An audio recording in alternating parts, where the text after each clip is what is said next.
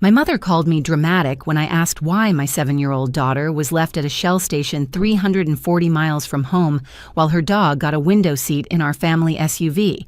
"Princess gets carsick in the back," she said. Like that explained everything.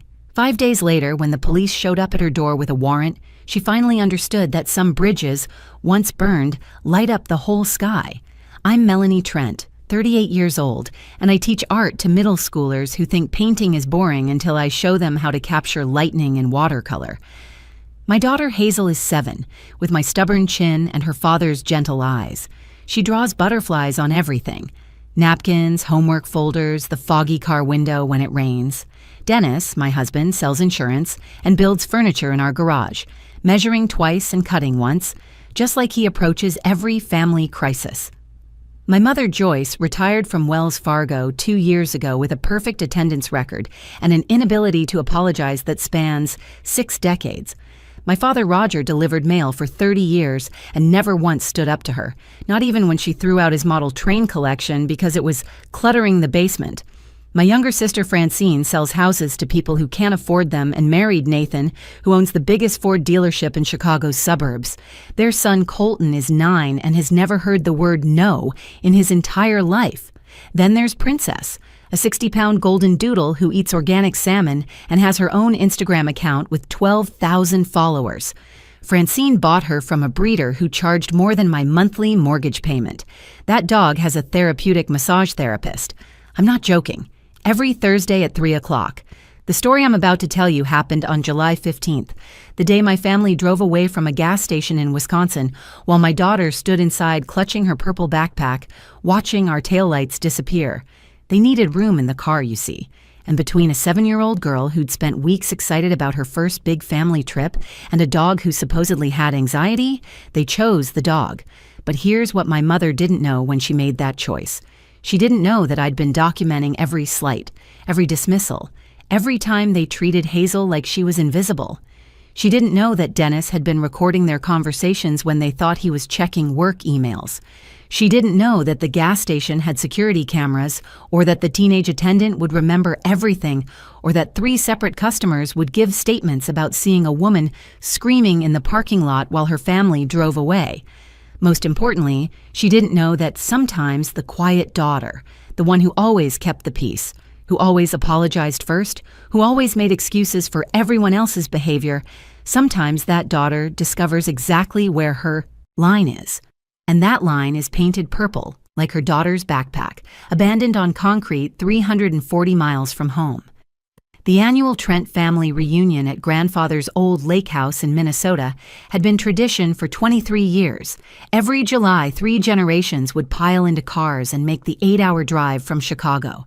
The house sat on Lake Vermilion, a fading blue Craftsman with a wraparound porch where Grandpa Eugene used to smoke his pipe and tell stories about working the railroad.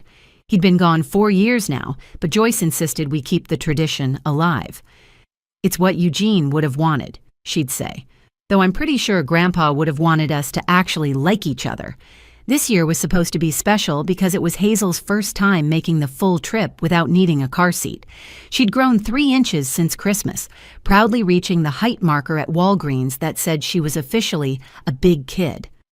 Dennis and I had spent weeks preparing her for the journey. We'd practiced car games, downloaded audiobooks about butterflies, and bought those organic fruit snacks that cost $6 a bag because regular ones gave her headaches. "Mommy, do you think Grandma Joyce will like my new drawings?" Hazel had asked that morning while we packed. She was wearing her favorite purple dress, the one with butterflies embroidered on the pockets. Her gap-toothed smile broke my heart a little because I knew the answer. Joyce hadn't looked at one of Hazel's drawings in 2 years, not since Francine's son Colton started winning junior golf tournaments. His trophies lined Joyce's mantle. Hazel's artwork went straight into my filing cabinet at home, every single piece dated and saved because someone had to prove they mattered. The plan seemed simple enough when Joyce emailed it out 2 weeks before, complete with a color-coded spreadsheet because retirement had given her too much time to micromanage. 2 vehicles for 8 people. Dennis would drive our Honda with his work equipment since he'd promised to help renovate the dock.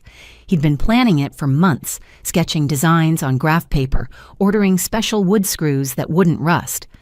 "This dock will outlast all of us," he'd said. And I'd kissed him, because that's who he was. Someone who built things to last in a family that discarded people like old newspapers. The rest of us would ride in Nathan's brand new Suburban, the one he'd gotten with his year-end bonus. "Top of the line," he'd bragged at Easter dinner. "Seats 8 comfortably, 9 in a pinch. Leather interior, heated seats, rear entertainment system. Cost more than some people's houses." He'd laughed at his own joke while I calculated that it cost exactly twice what Dennis and I still owed on our mortgage. The seating arrangement was precise.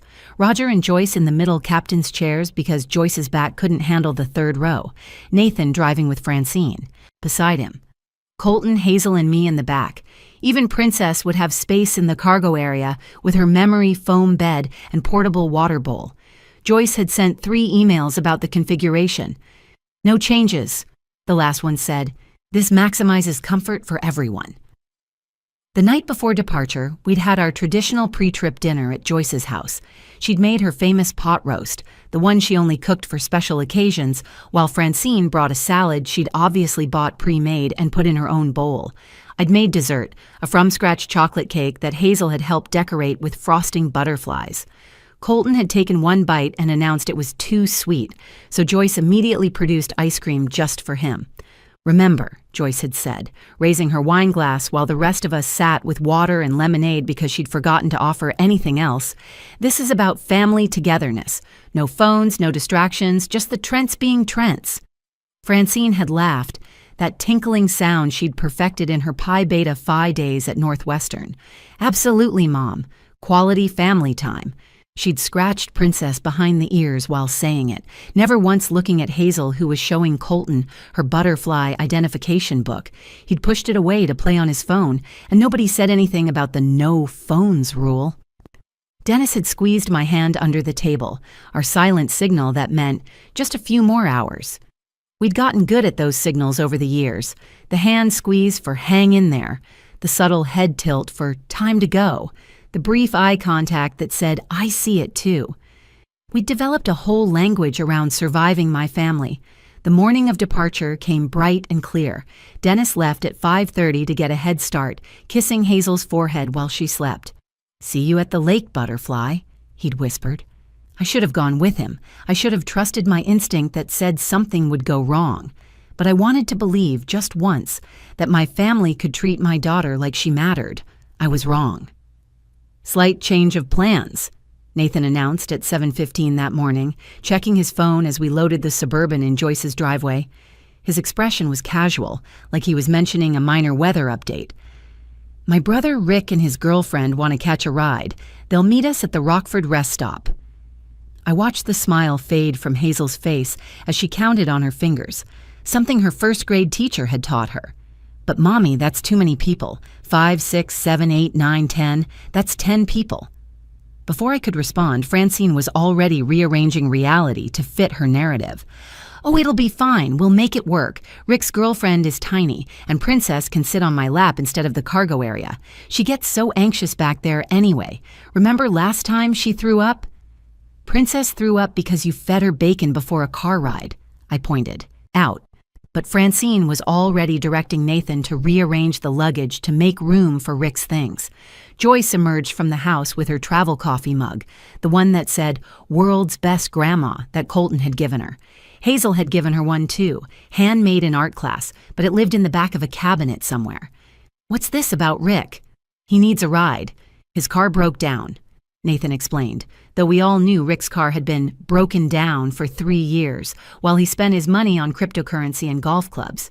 "Well, family helps family," Joyce declared, settling into her captain's chair like a queen taking her throne. "We'll figure it out." The Rockford rest stop was 40 minutes away. Rick stood there with his girlfriend Ashley, who couldn't have been older than 22, and wore yoga pants with "Blessed" printed across the back. She talked nonstop about her essential oils business and how she was going to revolutionize wellness. Rick had 2 duffel bags and a cooler. "Just a few beers for the lake," he said, winking at Nathan. The configuration became immediately impossible. 10 people in an 8-person vehicle. Hazel ended up crushed against the window with Colton's elbow in her ribs, and Ashley somehow taking up space for 2 people despite being 5 feet tall. Princess, All 60 pounds of her sat on Francine's lap, but kept putting her paws on Hazel's legs, her nails scratching through Hazel's thin leggings. "Mommy, it hurts," Hazel whispered to me. But when I tried to move Princess, Francine snapped that I was agitating her anxiety. 3 hours into the drive, my daughter had been silent for the last 30 minutes. She couldn't reach her backpack with her coloring books. She couldn't move without Colton complaining. She couldn't even see out the window properly because Ashley had reclined her seat all the way back. We pulled into a Shell station near Madison. Joyce made the announcement while everyone was stretching their legs. "This is ridiculous. We need to make some adjustments."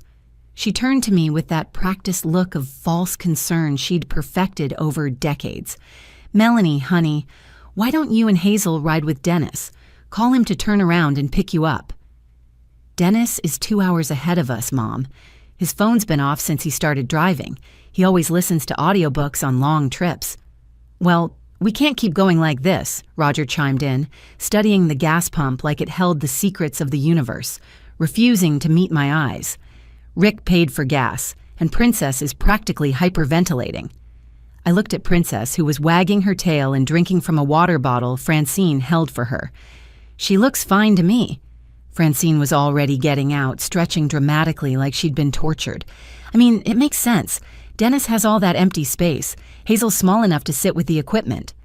"The truck is full of lumber and power tools," I said, my voice rising, despite my efforts to stay calm. "There's no room and it's not safe. There aren't even proper seats back there." "Stop being dramatic," Joyce cut me off, using the tone she'd used my entire childhood, the one that meant the discussion was over. "We'll figure something out at the next stop. Hazel can wait here while we sort it out. The station's well lit. There's a nice attendant inside. We'll call Dennis from the road when we get signal." "You're not seriously suggesting we leave my daughter at a gas station?" Nathan was already ushering everyone back to the car, his hand on Rick's shoulder. "Look, Mel, it's just logistics. We'll call Dennis in 20 minutes, tops. He'll turn around, grab you both. Easy solution. This place has cameras. Security, it's perfectly safe." I watched in disbelief as Francine lifted Princess into the car, carefully adjusting her special seatbelt harness that cost $80. "Come on, Hazel's a big girl, right, sweetie?" She didn't wait for Hazel to answer. Didn't see the tears starting to form in my daughter's eyes. "Mommy?" Hazel's voice was small, confused, scared. "Get in the car, Melanie," Joyce ordered. "We're wasting time. The attendant will watch her. Stop making this a bigger deal than it is." When I refused to move, when I wrapped my arms around my daughter and planted my feet on that oil-stained concrete, my mother's mask finally slipped completely. Her face twisted into something ugly, something I'd seen glimpses of my whole childhood but never directed at Hazel before. "For God's sake, Melanie, she's 7, not 3. Stop babying her. Francine's dog is having a panic attack, and you want to prioritize your daughter's comfort over a living creature's medical needs?" "Princess doesn't have panic attacks, Mom. She's literally eating treats right now." Joyce's voice went ice cold. "Get in the car, or we're leaving you both. I'm not playing games with you today." The choice was ripped from me when Nathan physically guided me toward the Suburban, his car salesman hands firm on my shoulders while Francine distracted Hazel with $1 for the vending machine. My sister bent down to Hazel's level, her voice sweet like antifreeze. "Just 10 minutes, sweetie. Get yourself a treat and wait inside where it's cool. We'll work out the space problem and come right back." "Mommy will figure this out, baby," I heard myself saying, hating my weakness, hating that I was allowing this to happen even as Nathan practically pushed me into the vehicle. Hazel nodded, trying to be brave, clutching that dollar bill like a lifeline. The last thing I saw as we pulled away was Hazel's purple backpack on the ground where she'd dropped it, and her small face pressed against the gas station window watching us leave. Nathan drove for exactly 3 minutes before pulling into a McDonald's parking lot. "Okay, Mel, hop out here. Dennis should be able to find you easier on the main road. Better cell reception, too." I stared at him in complete disbelief. "Are you insane? You want me to stand on the highway? My daughter is back at that gas station." "There's a McDonald's right here." Francine pointed, her manicured nail tapping the window. "You can wait inside, call Dennis, get an Uber, whatever. Problem solved. We need to make good time if we're going to get to the lake before dinner." My 7-year-old daughter is 3 miles back at a gas station alone. The attendant is watching her, Joyce said firmly, examining her phone like this conversation bored her. You're making this bigger than it needs to be. She's safe. You'll get Dennis to turn around. Everyone wins. Stop being so difficult. They left me at that McDonald's. Just drove away while I was screaming at them to turn around, while I was pounding on the window, while an elderly couple eating breakfast watched in horror. My phone had 12% battery. Dennis's phone went straight to voicemail because he always turned it off for audiobooks on long drives, something they all knew. I used my dying phone to call an Uber, $68 to go 3 miles back to the Shell station. The driver, a woman named Maria, took one look at my face and drove as fast as she could. You okay, honey? You need me to call someone? My daughter. They left my daughter. Maria hit the gas harder. Those 12 minutes stretched like hours. Every second was a slideshow of horrors. What if someone took her? What if she tried to walk somewhere and got hit by a car? What if she thought I'd abandoned her on purpose? What if she was crying and scared and calling for me? Hazel was sitting in the corner booth of the gas station's tiny food area, her butterfly-coloring book open, tears streaming steadily down her face. The attendant, a teenage boy whose name tag read Tyler, looked relieved to see me. Ma'am, I didn't know what to do. She said her family was coming back, but it's been almost an hour. I was about to call the police. She won't eat anything, won't talk, just keeps coloring the same butterfly over and over. Mommy, Princess needed my seat, Hazel whispered when I gathered her into my arms. Grandma Joyce said I was being selfish. Did I do something bad? No, baby. You did nothing wrong. Nothing at all. We took another Uber to the nearest car rental place. 340 miles from home, I maxed out my personal credit card on a Toyota Camry. As I drove, Hazel colored in her book, occasionally sniffling. Are we still going to the lake, Mommy? No, baby, we're going home. Is Daddy coming home too? I looked at her in the rearview mirror, this perfect child who'd been deemed less important than a dog, who was still trying to understand what she'd done wrong. Yes, Daddy's coming home. The drive back gave me 5 hours to think and plan. By the time we reached Chicago, I'd made 17 phone calls. My cousin Sandra, who was a family lawyer, my friend from college who worked at Child Protective Services, the principal at my school who'd been through something similar with her ex-husband's family. Each call strengthened my resolve. Each person I told reacted with the same shock and anger. This wasn't going to be swept under the rug like every other time they'd hurt us. Not anymore. Dennis finally called when he reached the lake house at 4 p.m, confused to find chaos instead of the usual arrival celebration. Where are you? Your mom's saying you abandoned Hazel and took off. She's telling everyone you had some kind of breakdown. Check the Find My iPhone I set up on Hazel's iPad, I told him calmly. Screenshot everything showing our location timeline, then pack your things and come home. Mel, what's going on? Your dad is saying something about you causing a scene at a gas station. They left our daughter at a Shell station in Wisconsin to make room for Francine's dog. Joyce is already spinning the story. You need to decide right now, Dennis. Them or us. The silence lasted 5 seconds. I counted them. I'm packing now. I'll be home by morning. Drive safe. And Dennis, record everything they say about this before you leave. 5 days passed in careful preparation. Dennis had returned with 3 hours of audio recordings on his phone of my family revising history. In their version, I'd thrown a tantrum about seating arrangements and dramatically left with Hazel to manipulate everyone. They'd already posted photos on Facebook from the lake, Princess featured prominently, with captions about family time with those who matter. We'd met with Sandra, my lawyer cousin, who'd listened to everything with growing anger. This is abandonment, Melanie. Clear cut. That gas station has cameras. We have the Uber receipts, the car rental receipt showing the time. The attendant gave a statement. 3 witnesses saw you screaming in the McDonald's parking lot. Tuesday afternoon, I was teaching my 6th graders about perspective in art when my phone rang. Joyce's shrill voice through the speaker was almost unrecognizable. Melanie, what have you done? There are police at my door. Real police officers with badges and a warrant. I have no idea what you're talking about, I replied evenly, watching my students sketch their horizons. They're saying something about abandonment charges. Child endangerment. They want us to come to the station. All of us. Even Nathan. In the background, I could hear Francine screaming, "This is insane. It was just logistics. We were coming back. Tell them we were coming back." "Mom," I said quietly, stepping into the hallway, "you left my 7-year-old daughter alone at a gas station in Wisconsin. The surveillance footage is quite clear. The attendant, Tyler, gave a detailed statement. 3 witnesses saw you drive away while I was screaming for you to stop. You were there. You agreed to the arrangement. I was forced into your vehicle while trying to protect my child. Nathan physically moved me. That's on camera, too. The gas station had very good cameras, Mom. Multiple angles." Roger's voice came through, weaker, broken. "Melanie, we're family. You don't do this to family." "Family doesn't abandon 7-year-olds to make room for dogs, Dad." "It was a misunderstanding," Joyce pleaded, her voice cracking. "We'll say it was miscommunication. Drop the charges and we'll work this out. We'll apologize. Like you worked out Christmas last year, when Hazel's presents were accidentally left at home, but Princess got a custom collar with real diamonds, or her birthday when you forgot to come but made it to Colton's game the same day."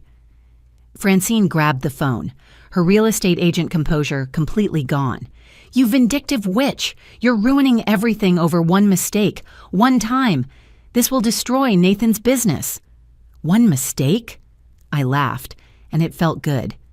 "Francine, I have 3 years of documented incidents. Every family gathering where Hazel was excluded, every birthday forgotten, every achievement ignored while Colton got standing ovations for participation trophies. My lawyer says it establishes a pattern of emotional abuse." "Your lawyer?" Nathan's voice now trying to sound threatening but wavering. "You think you can afford to fight us? I'll bury you in legal fees. I know every lawyer in Chicago." "Actually, Nathan, remember that rental car I got in Wisconsin? Well, on the way back, we stopped at Dennis's mother's house in Indianapolis. You know Patricia? The one you've all refused to visit for 5 years because she called Joyce out for playing favorites? Turns out Grandma Patricia has been waiting for a reason to update her will. She was very interested to hear how her great-granddaughter was treated." Silence fell like a hammer. "Did you know she owns 40% of that pharmaceutical company her late husband founded? She's been looking for a worthy cause for her money. Protecting Hazel became that cause. Her legal team is handling everything pro bono." "You can't do this," Joyce whispered. "I already did." "Oh, and Joyce? You really should delete your group chat called Family Minus the Drama Queen before committing child endangerment. Those screenshots where you all discussed leaving us behind before we even got in the car that morning, where Francine suggested Princess needed my seat, where you said I needed to learn my place. My lawyer particularly enjoyed those." The police officer's voice was clear in the background. "Ma'am, we need you to come with us now." The best part came an hour after that first call. Dennis's phone rang as we sat together on our couch, Hazel coloring between us, finally calm after days of nightmares about being left behind again. "Mel?" It was Roger, alone, his voice quiet and strange. "I need to tell you something. I've been documenting things too. For years. Joyce doesn't know. I have videos, recordings, pictures. I never knew how to stop it. But Hazel at that gas station, I keep seeing her face in the window. I can't sleep. I can't eat. I keep seeing my granddaughter watching us drive away." "Why are you telling me this, Dad?" "Because tomorrow, I'm going to my own lawyer. And then I'm driving to Indianapolis to meet Patricia. Hazel deserves better. You deserved better. Maybe it's too late for us, but not for her. I should have stood up to Joyce 40 years ago. I'm standing up now." 6 months later, Hazel and I sat in a real art studio, the one Patricia had helped us convert from our garage. The walls were covered with Hazel's butterfly paintings, each one dated and framed properly.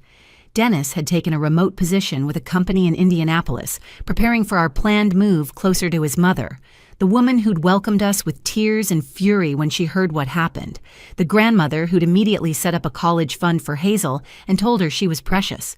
The restraining order was permanent. The criminal charges were reduced to misdemeanors with community service, but the real punishment was social. Nathan's dealership couldn't survive the local newspaper story titled, "Local Business Owner Charged with Child Abandonment. Chose Dog Over Niece." Turns out people who buy family cars care about how you treat actual families.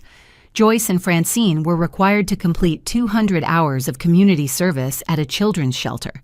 The irony wasn't lost on anyone. They had to watch how real families treated children, how mothers fought for kids who weren't even theirs, how love was supposed to look. Roger lived alone now in a small apartment downtown, the divorce papers signed within 3 months. He came for supervised visits every Sunday, teaching Hazel origami, something he'd hidden as a hobby for 40 years because Joyce thought it was childish. Butterflies were always my favorite, too, he'd told her that first visit, folding perfect purple paper wings, and she'd hugged him like he was brand new. Their relationship grew slowly, carefully, like something fragile learning to trust sunlight. He never made excuses for the past, never tried to minimize what happened. "I failed you both," he said simply. "I'm trying to do better." And he was. Every Sunday he showed up. Every butterfly she drew got his full attention. Every story she told mattered. Francine sent one last message before the no-contact order went into effect. "Princess died last month. Anxiety attack. Hope you're happy." I looked at Hazel painting monarchs on a canvas bigger than she was, her purple dress splattered with orange and black paint, and wrote back, "I'm teaching my daughter that she matters more than anyone's comfort. So yes, I'm happy." Dennis found the response perfect. "You know what the truth about family is?" he said that night, watching Hazel show Patricia her newest painting over video call. "It's not about blood making you obligated to accept abuse." He was right. Real love doesn't keep score of who's worth more. It doesn't make children compete with dogs for car seats.